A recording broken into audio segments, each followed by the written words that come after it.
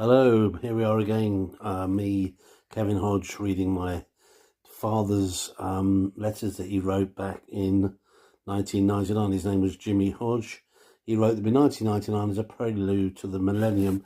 And Jimmy was a sort of a journalist here in the Medway Towns, or in Kent, I should say, in the Medway Towns. And he wrote these letters.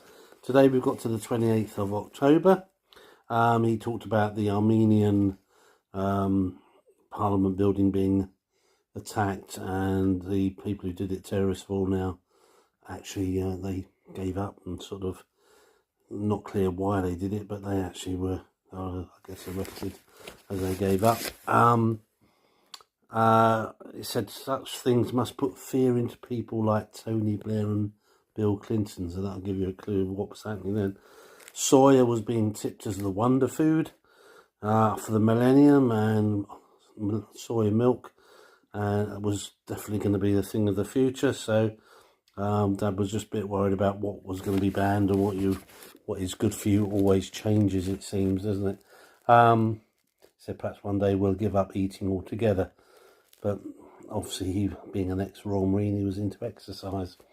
He said, not so long ago, I made the point that Tony Blair, the Prime Minister, should watch his back. And it's really quite amazing how history repeats itself, because we have a Labour government in 2025, which I think by common consent seems to be a very unpopular government for all sorts of reasons.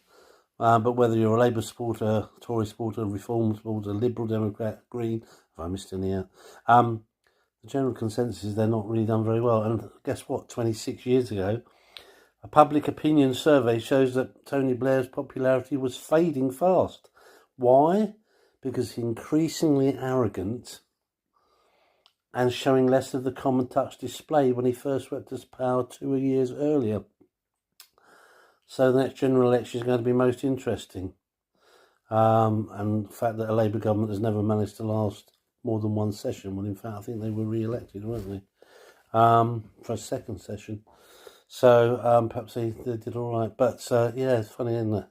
Government was planning for everyone to take home laptops to work because they thought home working was going to give tax credits.